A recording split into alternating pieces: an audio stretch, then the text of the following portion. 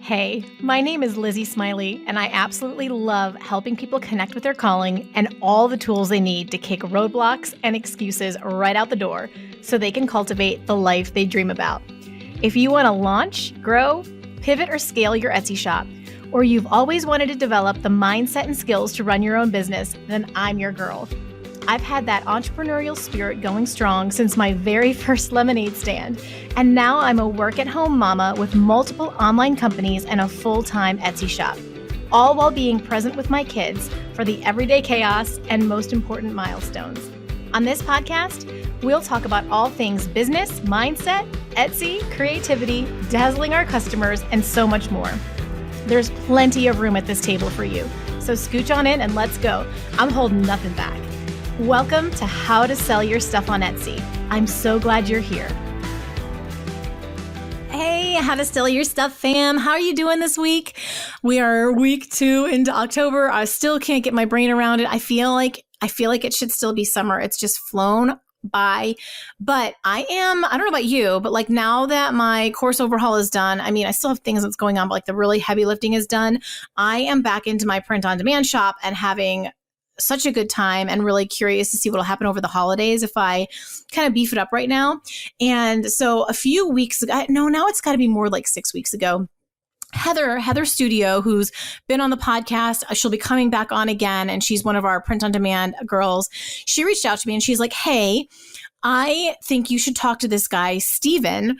Since you're now in the print on demand space, he's created this third-party software that helps to like automate personalization for Etsy products. And I'm like, excuse me? Because earlier in the year, I tried to have some print on demand products for like graduation that were personalized. And you know how it is, like print on demand doesn't have as big of a margin. And so I was spending, 10, 15 minutes sometimes like updating a complicated graphic to customize. And I'm like, this is not worth it. Like, and I'm thinking to myself, if I got 1,000 orders for this, I would be in such deep water because I don't have the time to update them all with my schedule. I really need this to be a little more passive. And so when she said Steven has created a solution that will link to your Printify and link to your Etsy shop and help automate personalization, I was doing backflips. And so I got to meet with him. He is a sweetheart, a wonderful guy, super innovative, and his Etsy story is nuts. So I had to bring him on the podcast and share this with you. And hopefully the How to Sell Your Stuff fam, like print on demand folks, can give this app a try and give them feedback and see how it's working out and really have a much easier holiday season with the personalizations. I'm so geeking out. I just got off recording with Steven. Let me tell you a little bit about him, and then I will link us in so you can hear the whole thing. But Steven has been selling print products on Etsy for a little over 3 years and has since sold 210,000 products utilizing personalization. That's just his personalization stuff. You're not going to believe. Recently, Steven has founded an app called HelloCustom that fully automates the personalization of your Etsy POD products. Okay, so you're going to hear one of the most bonkers bananas Etsy stories. And you got to see, like, if you guys got to look at the thumbnail and see this guy is young. He's a young, handsome guy on YouTube as well. And he is just like a giant killer. He is moving and shaking. So I'm excited to share this with you. This is like, he's pioneering the space. This is new, fresh ground. And I love that we get to be on the cutting edge of it. Like that feels like such a special thing for us. So please help me welcome Steven to the podcast. Steven, hey, welcome to the show. Hey, thanks for having me. I'm so glad you're here and we were able to connect, and you come so highly recommended from like basically every single friend I have in the Etsy community. So not to mention, I've literally before this call have been working for a few hours on my print on demand shop. And so I am like so ready to geek out with you. But we would love to just start with your background because it's something else, like your background, how you became an entrepreneur, how you got into Etsy. I know your story is amazing. So please catch us up. Yeah, of course. So I've been selling on Etsy for a little over 3 years now. So I got started back in June of 2020 during the peak of COVID. So if you were selling on Etsy or started selling on Etsy around that time, the product to sell was face masks during the pandemic. So a good buddy of mine named Jesse, super successful Etsy seller. He's at that time had been selling on Etsy at a very high level for a few years. He's like, you need to sell face masks on Etsy. So he told me like what printer to buy, what heat press to buy, where to buy some of the white masks. We didn't know print on demand was a thing back then. So I set up shop in my garage, and I ended up getting like 17 sales my first day, 30 sales and 60 sales, like 120, like 500 sales a day by day 5, which is, it sounds amazing, but like keep in mind, like this is my first time selling on Etsy specifically. I had no idea how to do production. The printer was still in the box. The heat press was just out of the shrink wrap. And I had 2,000 orders to go do that Friday. So at that time, we decided like, hey, this is a blessing. This is going to be a rush. Let's do it. Let's power through the season. I ended up working like 16 hours a day for the next 90 days straight. We grew out of my garage to a little warehouse. We had like 15 employees. We had equipment. We ramped that to about 1,000 masks a day. We were able to grow that business to be like one of the top face mask companies actually on all of Etsy. So that's how I made my first $1 million on Etsy, was selling face masks during COVID on Etsy. So that was also like my crash course for how to sell on Etsy, how to sell print products, how to do production, how to be a boss. But as we both know, like mandates eventually ended, COVID eventually ended, and the business literally died just as fast as it ramped up. We went from like 500 sales a day to 5 sales a day overnight. At that time, we had a lease on a warehouse, we had equipment, we had employees, we had all this overhead and no more cash flow. So we decided, instead of just like starting a different business, to just, take this new knowledge, this newfound love for Etsy, this new skill set for production, and just like kind of rebuild our print shop. So that's what we've been doing for these last 2 years. We're able to regrow our print shop back up to the numbers we were doing with the face masks. So post COVID, we've done another $2 million in Etsy. We've done over 210,000 sales lifetime on Etsy selling personalized print products. So that's kind of where we're at today. That was kind of like my origin story back up to where we're at today. Okay, yeah, you're like the male unicorn of the group. I'm sorry, because you are like a young man, Steven. So I need to know a bit of the backstory. Did you just like decide one day to be an entrepreneur on Etsy and everything took off for you, or like? It feels like an overnight success, but I'm wondering, there's got to be more to it than that, because that's really rare. But thank you to your best friend giving you the tip off for sure. Yeah. So I essentially gave you the last 3 years of like a 6-year story. Okay. So I actually don't know an entrepreneur who has failed as much and as long as I have failed. So I'll kind of give you the first 3 years, which are not as pretty, but more realistic for a lot of people watching this. So, okay. So growing up, I had no entrepreneurial itch. I never wanted to be an entrepreneur, even though that was a goal or something that I could do. I just knew that I wanted to, be successful, have a good career. So I took school very serious. I was always top of my class, went to college for mechanical engineering. And it was in my senior year of college, 4 years in college, I have a 5-year degree. I was like, wait, you can make money online? Like there's such things as online businesses, like entrepreneurship. I was like, what is this? And I instantly fell in love. And I dropped out of college like the next day, which my wife was not happy with because at the time, I was averaging like 1 or 2 all-nighters a week, going to school full-time, working full-time marriage, like hustling and bustling, for that direction for years, my whole life, to then just like quit, want to be an entrepreneur. I just figured like if I no longer wanted to be if I wanted to be an entrepreneur, why spend the next year in college when I could spend the next year building an online business? Like how hard could it really be? Yeah. Which boy was I wrong. It was actually, I ended up trying any webinar you ever see on a Facebook ad. Like I tried every single business model you can think of. I tried Amazon FBA multiple times. I tried drop shipping multiple times. I tried lead generation agencies, social media marketing agencies, like any business that you can think of. I tried that. And I failed for 3 years straight. And I wasn't like dabbling like a hobby. Like I dropped out of college for this. I'm going all in 100%. Like I want to win. And I failed my first 10 businesses, so I failed, I got back up, I failed again, I got back up, I failed again, I brushed my shoulders off, I failed again for 3 years straight. And it was like on my 11th business, 3 years of failure. It was like when COVID happened, my buddy was like, hey, try face masks. And I was able to take all of the knowledge of those trials and errors and apply that to face masks. Like I took courses and I tried Amazon FBA multiple times. So I kind of knew how to do the product research, the market research, the listing SEO, the launch strategies. I kind of knew what to do. And I just applied that to a different business. Now it's face masks on Etsy. So I didn't just like throw listings up. I took a lot of time. I was very intentional with everything. And I think that's how we were able to there were hundreds of thousands of people selling face masks on Etsy during that time. And we were like one of the top few. Like we were able to rank past hundreds of thousands of people, and became one of the top mask sellers. And I think it was because of those trials and errors. So I don't take those for granted, because I think I'm successful today because of those learnings, if that makes sense. Yeah, it totally doesn't. I mean, I love hearing that backstory because it feels a lot more familiar for a lot of us and gives us a lot of hope. But like, what do you think hit different about Etsy?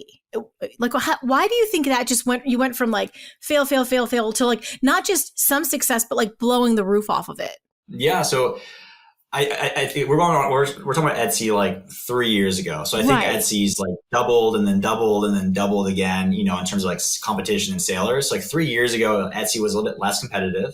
It was during a pandemic where like everyone was forced to wear face masks. Yes. And also, 3 years ago, I think there were more, the average seller on Etsy, I think was more like, hey, like this is my hobby, or I'm like a crafter, or I'm not like, I think now there are a lot more like digital marketers, like designers, like print on demand, like the type of seller now is different than the type of seller there was.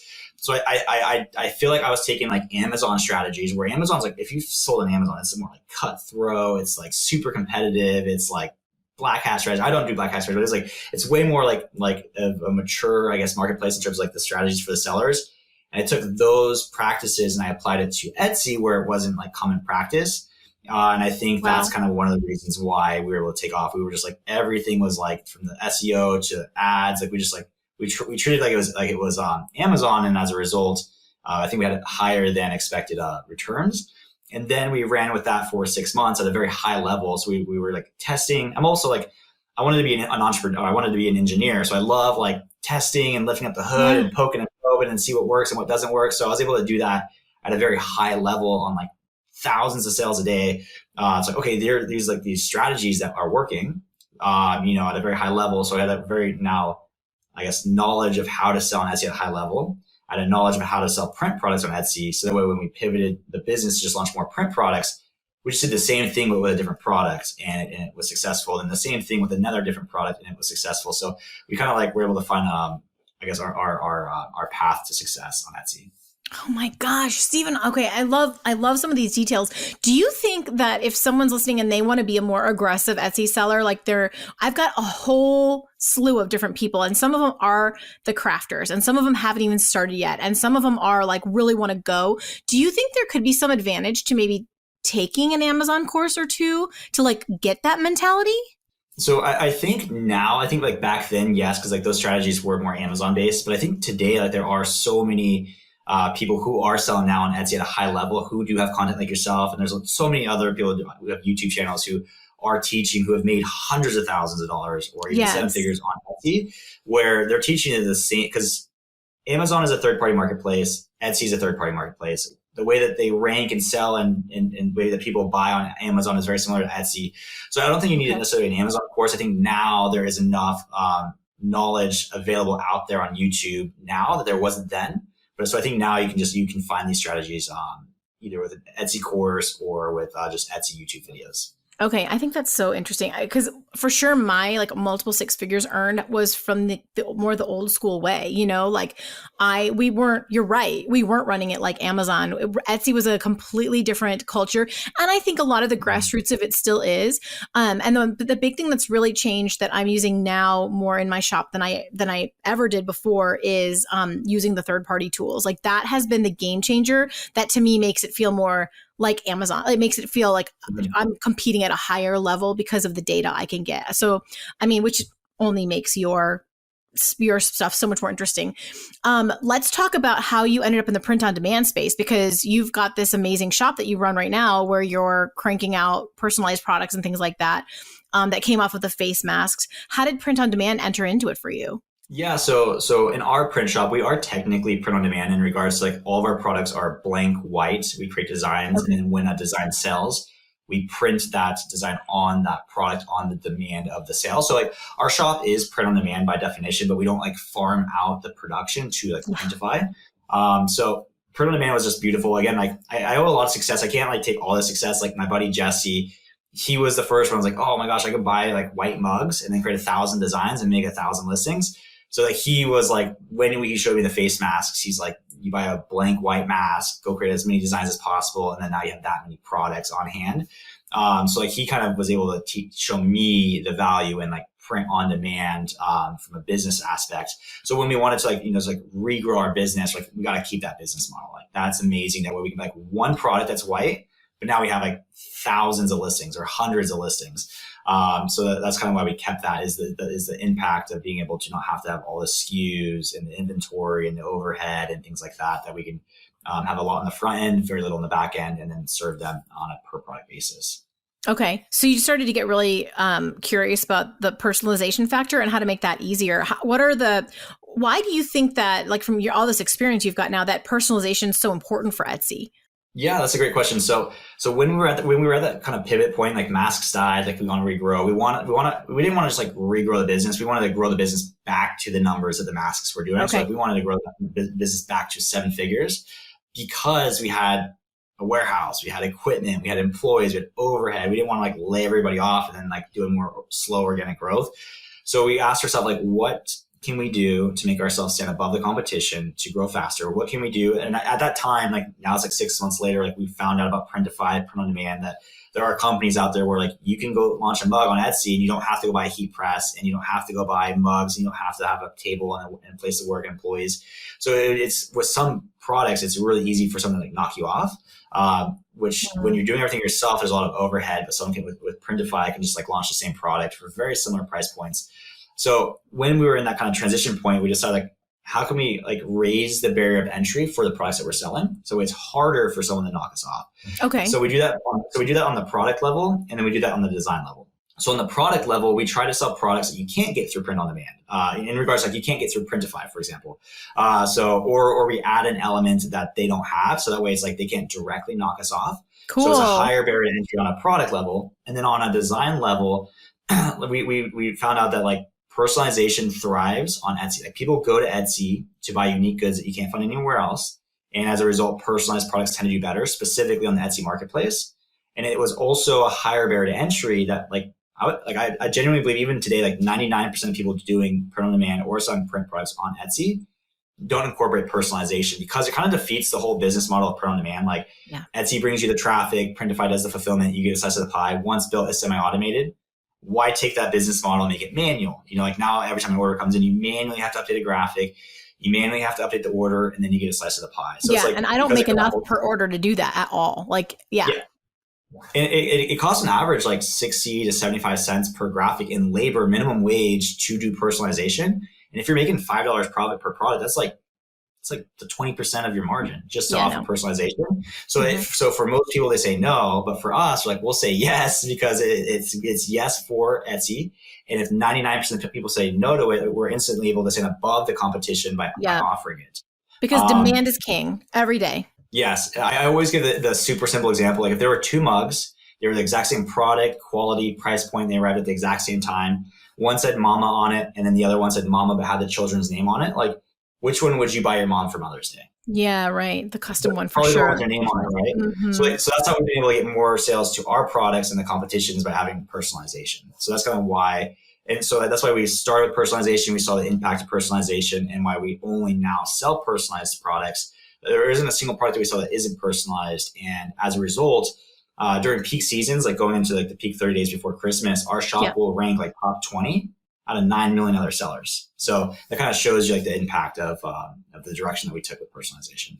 Yeah, absolutely. Well, and like, you know, we like know that intuitively, but the workload, because most of us are like me, you know, I'm over here with a kid and I'm homeschooling a baby and I run 3 separate businesses. I'm utterly insane.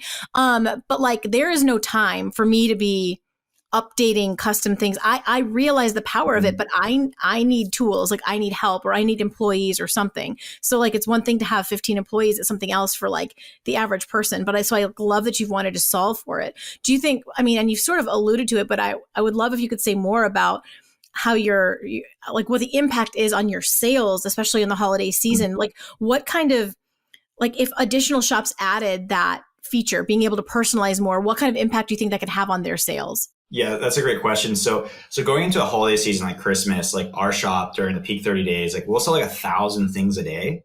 So 1,000 times a day, someone has to go open up a Canva file, No. type in Samantha 2023, download, send it over to production 1,000 times a day.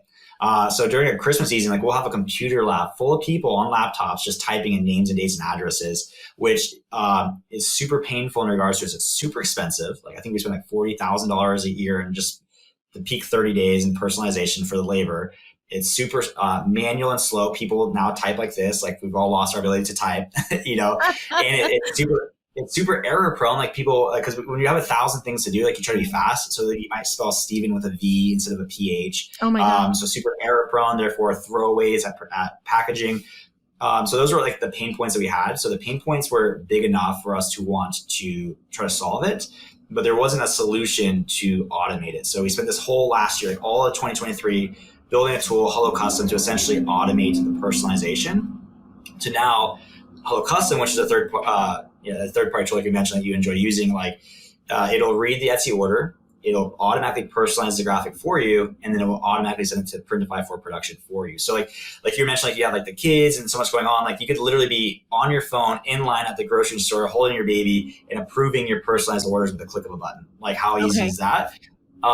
In terms of like the impact of doing personalization during Q4, so the products that do amazing during Q4, like it's all about like relevancies. What I found is like shirts, for example, that have Halloween stuff do amazing during Halloween because Halloween is relevant in October. Shirts with turkeys on it do amazing in November because Thanksgiving is in November. Maybe shirts with Santa Clauses and reindeer do amazing in December because Christmas is in December. So it's all about relevancy.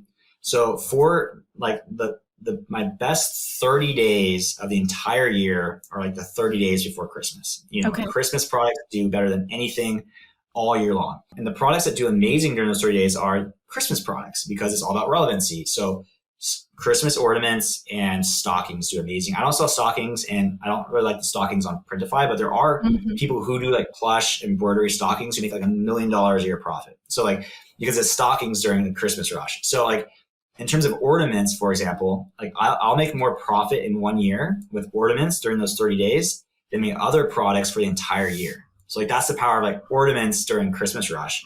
And if you ever do like the market research on Christmas ornaments, you'll see that like every single Christmas ornament on Etsy is personalized. And if they're not personalized, they don't have sales volume. So like you have to do personalization in that example to even be competitive because again, like when you're buying a gift for someone, if you're able to put that person's name on it, it's that much more personalized, personable, meaningful during a season of gift giving. Like we're going into a season of gift giving. So I think personalization during that season is, it's not necessarily a must, but it really helps you stand above the competition.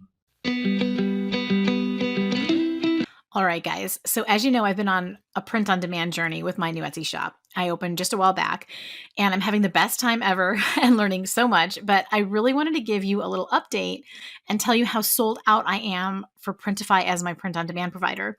So they were my go-to in the very beginning because my POD experts all told me that they were the way to go. And Printify has not disappointed me a bit. I'm very happy with the quality of the products that are going out. The turnaround time has been good. I love their interface and I feel like it's very user-friendly and integrates well with Etsy. I am super happy with the margins I'm bringing in, especially using Printify Premium compared with the other print-on-demand providers. So it's just been a win-win all around.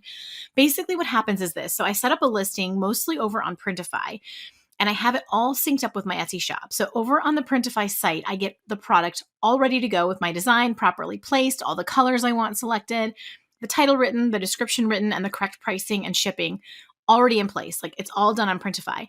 The only thing I don't sync is the product photos because I create, of course, all of my own mockups for a better quality. So then I click publish over on Printify, and within about a minute, the product shows up over in my Etsy shop listings as an active listing.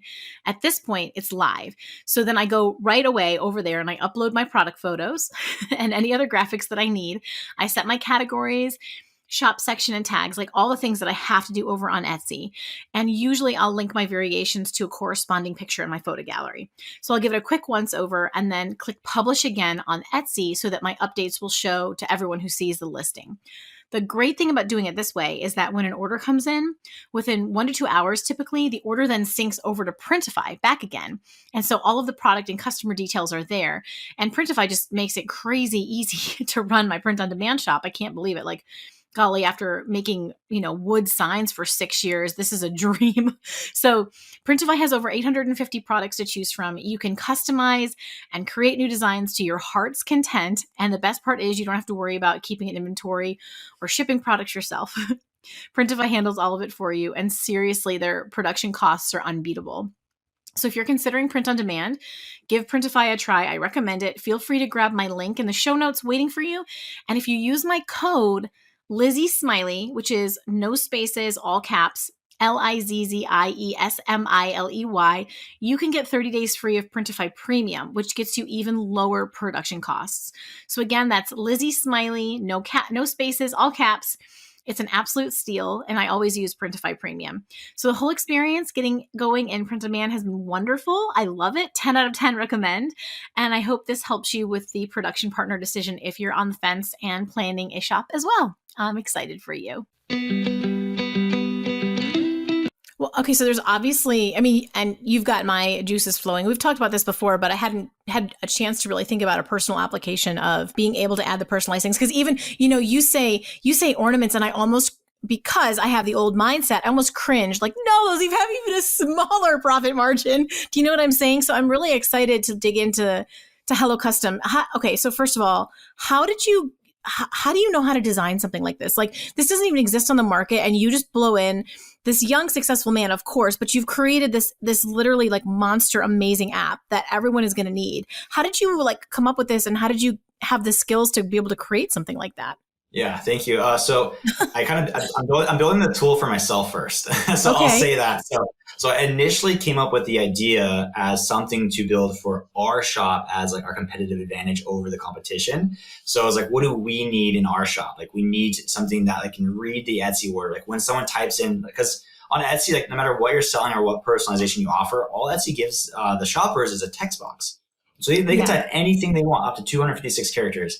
So it needs to have something to be able to read that, identify what they want, to then go dynamically personalize a graphic for me that I can then either download or push over to Printify. So we went down this rabbit hole of building it for ourselves first. And then we're like, wait, this would actually be a huge tool for the Etsy community or print on demand in general. So then we decided to broaden the goal of the project into this HelloCustom is what it is now. And so I think the fact that we built it for ourselves first, and Etsy, so it's a tool for Etsy sellers, built by an Etsy seller who has done hundreds of thousands of personalized products on Etsy, so knows the pain points. So we built a solution for those pain points. So we have a team, we found developers, front end, back ends, and we just do daily meetings every single day where I'm just coordinating them of what I want. Therefore, I think it's a need for everyone doing personalization. And then as a result, I think we have a really cool tool. Yeah.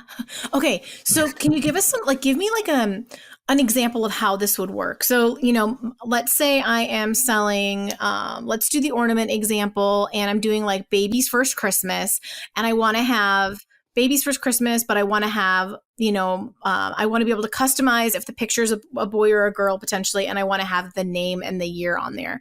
How would that, so my customer's then going to have to put the name and the year and the gender, right? I guess they could do some of the drop downs. So talk me through that. But in the personalization field, for sure, they'd have to put the name and the year, right?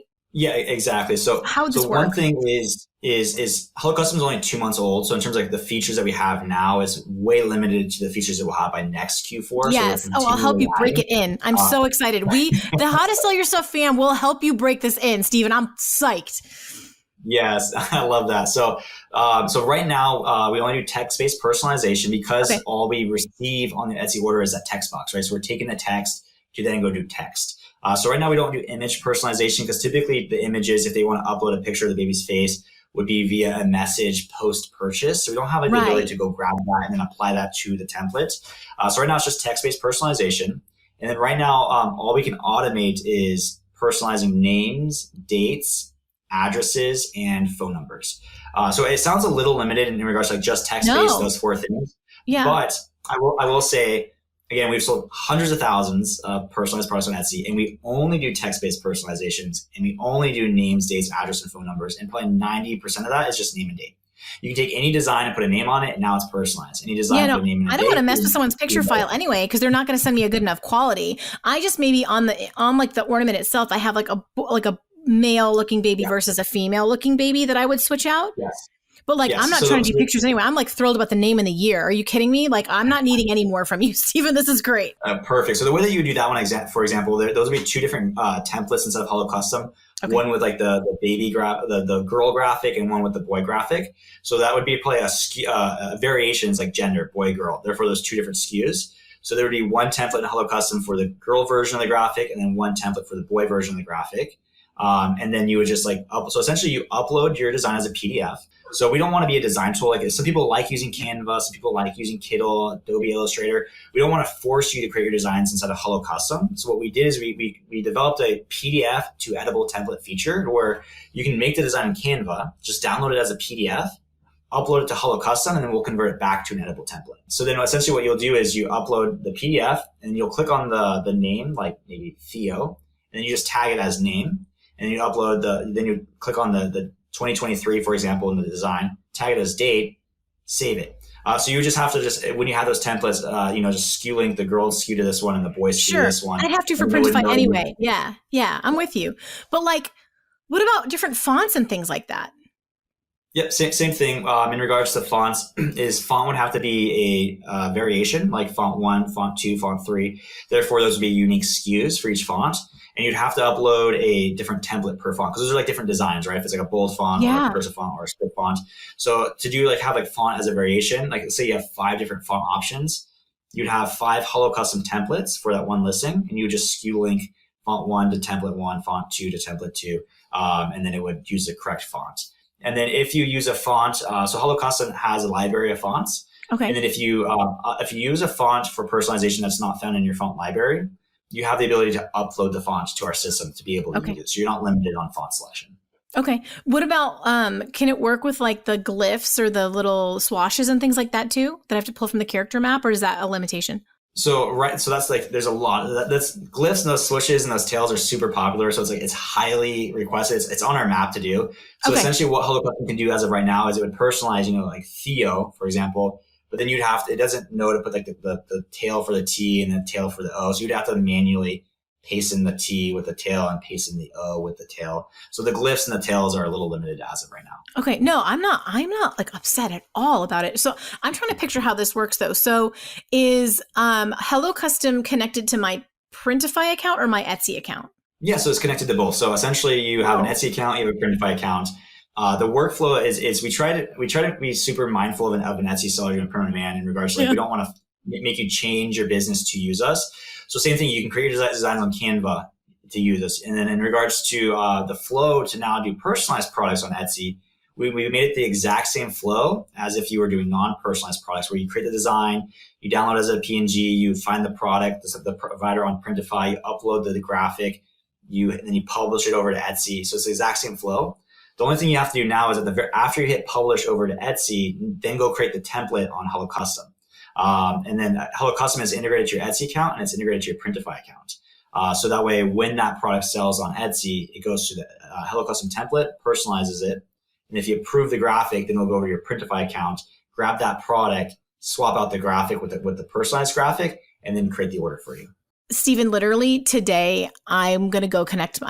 Sometimes the tech stuff makes me a little nervous, but you've got me excited enough that I need to go try this right now.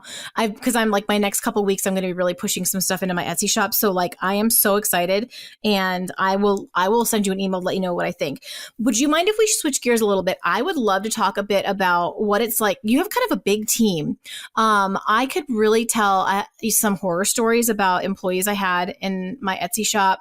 Like, wow, I could really tell some stories that I won't to honor people. But tell me, how do you like managing a group of people? Like, were some growing pains there? Was that hard to move into? And how did you know? Well, I was gonna say, how did you know when you needed to, but it was the pandemic. So, but I would love to hear your thoughts about managing a group of people and how that's worked out. Yeah, I think I'm a good example of someone who was probably not initially set up to be a manager in regards to like, I am a perfectionist. If I want it done right, I have to do it myself.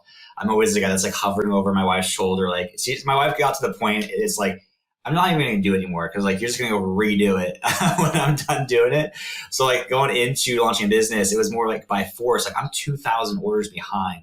I can't physically do this by myself. Wow. Me, my wife, my sister-in-law, my brother, like we can't all physically do this by ourselves. Like we need like 15 people. So it threw me right into the fire. Like I need people and I need to learn how to delegate and hire. And I need to learn how to do all this like right now. So it kind of like threw me into the fire and I grew to love it, to be honestly. So we ended up growing up to like 15 employees back in the mask mandates. Right now we have a team of like 5 employees because we've really like I kind of obsessed over like lean manufacturing, like improving our systems to be more faster, using equipment versus like labor. So like we don't need 50. Like if I were to like redo the masks, I could probably do it with like 2 employees instead of 15 employees. No way. We just I wanted to go to school for mechanical engineering, so I built like jigs and like little Systems. tools and like setups. Like our stations are all optimized. But like where we're at right now is like I really I've grown to like, we're like a little family, to be honest. Like our team right now, we're like every single Friday, we do what I call like free lunch Fridays, where every Friday, like I buy them a meal to say thank you for your hard work for the week. And we have like, like we celebrate the birthdays, we celebrate if someone's leaving, because like, we're an entry level position, like people will come and then they'll go to like the next stage in their life, which we celebrate the people leaving. We have like Christmas parties and things like that, where as a leader, I think it's our job to help our, either virtual assistants or employees to do their job the best that they can. So always just being like listening to like their pain points, like what was painful for you today? How can I make that less painful for you tomorrow? Like, do I need to buy you a new laptop? Do I need to get you, do I need to get you a riser for your laptop so that way your wrists aren't hurting? Like how can we make your job easier? And just like listening allows them to feel more comfortable and excited to come to work the next day. So I think it's, again, it's been a growing curve. I think people who are growing their business, I think over time, even if you're doing print on demand, where like Etsy brings you the traffic and Printify does the production, at some point you might get like a virtual assistant for customer service, or maybe a virtual assistant for like your graphic designs. I think the best advice that I can give someone is just being present. Like with HelloCustom, for example, I have a team of developers in like the Philippines who I've never met. But I take the time every single day to get on a live call with them. We call them our morning stand-ups. It's like, hey, how's your morning going? How's it going? How was your day at work today? Let's talk about like what we worked on today. How can I help you? Right. So I think just being present and willing to help allows them to do their job. Did you, because you really had to jump into it. Did you have any like management experience before that? Or did you read any books? Were there any resources that helped you kind of learn the ropes or do it better? Or I don't know, you're an achiever, so I'm curious. You're probably an Enneagram 3. I don't know if you knew that or not, but I don't know, but I'm more of it was a growing curve for me, to be honest, because I'm more by default, I'm like an introvert. Like my wife actually pulled me out of my shell. Like, I remember there was one time in middle school, like someone's like, "Oh, you actually talk?" Because I would just be quiet my whole for the entire school year. So being able to like stand up and like talk to like a group of 15 people, like, "Hey, we're working on this," to be able to train and stuff like that. It was super uncomfortable for a long time. And then I just became comfortable over, 6 months, became comfortable over a year, became comfortable now, more natural 3 years into it. But it was more just like forcing myself to be in a season of being uncomfortable, knowing that it was needed to get to a season of, the growth that we wanted.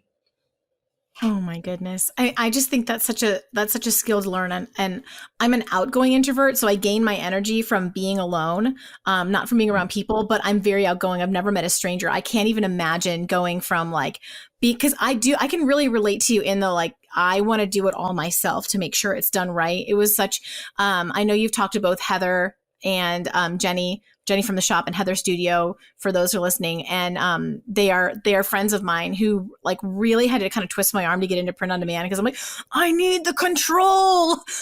So I can relate. That must have been such an interesting season of growth. Our hard thing, and I love the systems you're creating, because our hard thing was I would teach someone how to paint as well as I could, and then they would move on. But literally it would be like, it wouldn't be until the 6th month in where they were at my skill level. But for the first 4 months, I was redoing everything that they did. I had to, in order to ship something out. So it was so painful. I love that you've created processes, and that this is going to be so fun to play with. Do you have gosh, your Etsy journey's been so just crazy.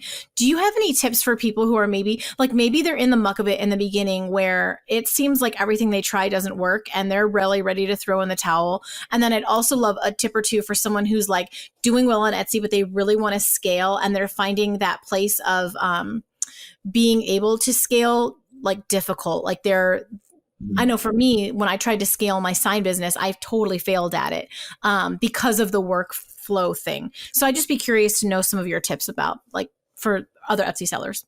Yeah, so those are great questions. So I think the number one advice I can give to anyone who is just getting started or they have been going, but they're like, I want to throw in that towel is like, again, like if you watch the beginning of this interview, like, I don't know anyone who has failed as much or as long as I have. Here I am 6 years later, like so glad and so happy that I did not throw in the towel because it was so easy for me to go back to college for that last year.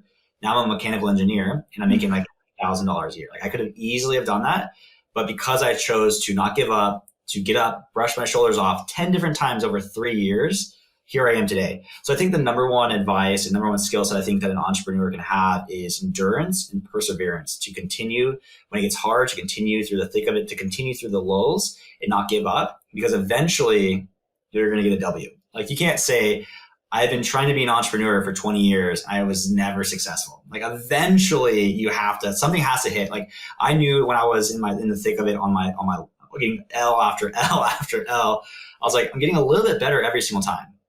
I learned a little bit from this loss, a little bit from this loss. I'm applying it to the next one. Eventually I have to become good. Eventually I have to become good enough just naturally to be able to be successful. So I think the number one advice for you is to just not necessarily give up. Print on demand might not be the business, but like in terms of just like business and entrepreneurship in general, if this is what you want, this is what you want in life, like know that and stay true to it. And then for the people who are maybe successful and they're doing well, like they're in the period of scaling, like how do I have that continued success? Because if you're in our industry, like selling print products on Etsy, like you've seen the increase in competition. I think millions of people, millions with an M, have launched a print-on-demand business selling print-on-demand products on Etsy in the last 1 year. So competition has gone through the roof. And if you've been selling Etsy long enough, you've probably seen this impact your business to some degree. So going back to like I was saying, like I think the way for you to have that continued success is to always try to raise the barrier of entry for the products that you're selling to make it harder for those people to come in and knock you off. And the way that I think the most natural way for that is, I'm saying this full-heartedly, is through personalization. I truly believe that personalization is the future of print on demand. I think that if you want to have success in print on demand, specifically with Etsy long term, I think you need to incorporate personalization to some degree, because if 99% of them are not doing it, that's 99% of those millions and you're sitting above them. So I think that's how you can have that continued success and not really be impacted by that increase in competition. If you guys haven't jumped onto the Everb bandwagon yet, this is your sign to check it out ASAP. If you haven't heard of it before, Everb is a free tool that can help you find trends, products, and niches that are hot sellers on Etsy right now. I personally use it in tandem with Sales Samurai because they do totally different things. And I literally don't think I could compete in the current Etsy marketplace today without it, or help you guys as effectively. Everb gives me so much information that I can't glean just from studying Etsy.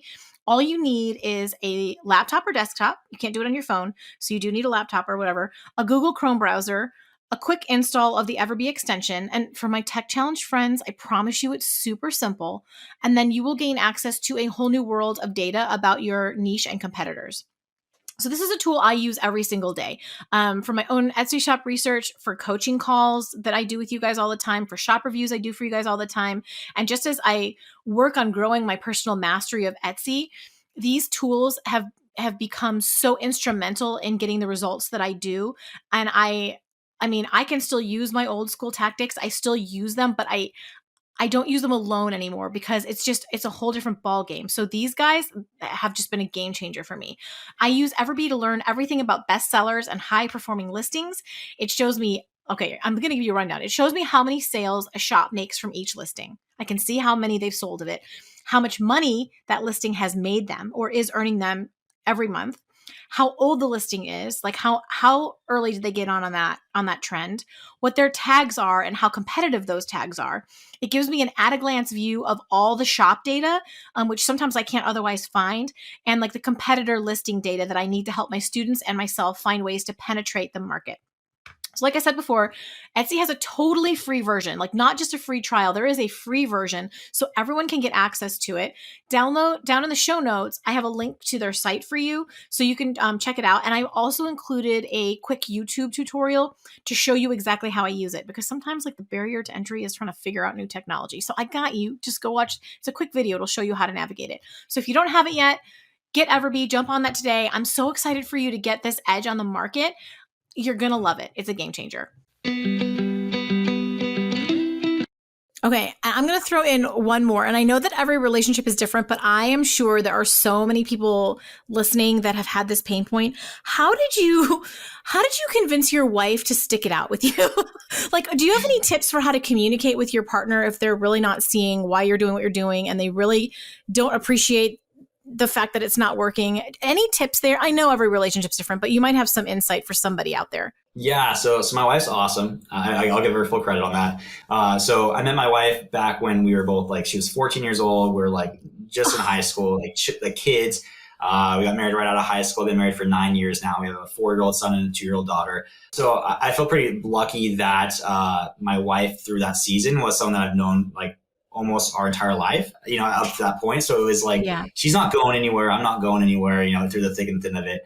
And it got to I'll be honest though, it got to a point where no one believed in me until it was just my wife. And I feel like we got to a point where even my wife was starting to ask, like, when are you going to go back to college? Like, when are you going to become that engineer? Because like, we're sitting right here, like struggling. So so I feel like, I don't know if I have advice, but I just feel like I just got very fortunate that I was in a season where I had like a rock of a partner during a season where we didn't have children at that time, during a season where we had a lot of overhead in terms of like a mortgage and cars and things like that. Yeah. So it was easier for us to take those risks and not need a lot to survive. So I think I was honestly very fortunate how it all kind of stacked up during that season for me. But, I think there's still some wisdom there though, because you're saying keep it lean. Like I was just listening to Gary Vee yesterday, and he was saying like, so many people say that this was so good. So many people say they can't scale their business because they can't hire. But if they would just humble themselves and like take a pay cut themselves, like take home a less, they could hire an employee. They don't need to drive the Ferrari. Like, what if he's like, I would always choose to be paid less and delegate out so that I can grow. And I was like, oh, Gary, you're cutting me to the quick. But I think there's something there about like go lean. And I also think there's something there about, who we choose as our partners. And maybe not just that. I'm so pro marriage, but like, what was I going to say? I was going to say, choosing who we share with, like, because if you're just trying this, and if you're just starting as a side hustle and it's a few hours on the side, like everyone I think is deserving of some downtime. Like give your spouse some downtime too. Like don't be working all the time and they never get a break. But like it's not like you have to quit your job and go full bore at it either. Like I think that there can be some give and take there. I don't know, but I understand what you mean. A lot of it. I have an amazing partner as well, and he covers my back, and I couldn't do it without him. So I hear you, Stephen. Sometimes it's just like God blessed us with a great partner. Yeah, definitely. Well, you got to tell us. I'm going to link HelloCustom for everyone below because I've got a ton of print on demand folks who are going to be eager to check this out and give it a whirl.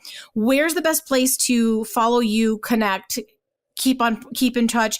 We have to have you back when you have even more features going on, and I'll share my experience with it as well. We'll have so much more we can talk about then. But for now, tell us how we can get connected to you. Yeah, so I think the best place to get connected with me is I'm not big on social media, but I'm putting a lot of effort in our YouTube channel. So at HelloCustom is our YouTube channel. So I think that's probably the best place to find me currently. No, we love a good YouTube, and your YouTube channel is wonderful. I had so much fun geeking out over there right after Heather told me about you. So I really, really appreciate your time sharing this today, and thank you for you have been so courageous to step out into all the scary places that many of us have. You're like a pioneer for us, Stephen. I say that very wholeheartedly. You are a good guy. You are down to business, and you're going to make it a lot easier for the rest of us. And so we owe you a debt of gratitude for the things you're creating. Thank you so much. Thank you. The hopes is that yes, HelloCustom kind of changes the industry a little bit, go more towards personalization. Because I truly believe that like you will have more success, you will sell more and be more happy in your business with that. And I think HelloCustom can help you do that. So You're a million percent correct. I can't wait to see what happens, and we will have you back. So thank you so much. You guys, thanks for listening and spending this time with us today. I love y'all so much. And until next week, go make something awesome. Take care, you guys. And that's a wrap on this episode of How to Sell Your Stuff on Etsy. Thanks so much for hanging out with me today.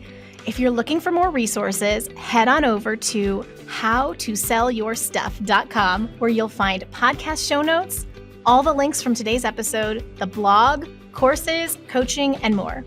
If this episode was helpful to you, awesome. The greatest compliment I can receive from you is a rate, review, and subscribe on this podcast. Not only will it allow us to connect again on a future episode, it lets me know I'm providing you with value and helps other people find this content more easily. From the bottom of my heart, thank you for your support. Have a great day and see you next time.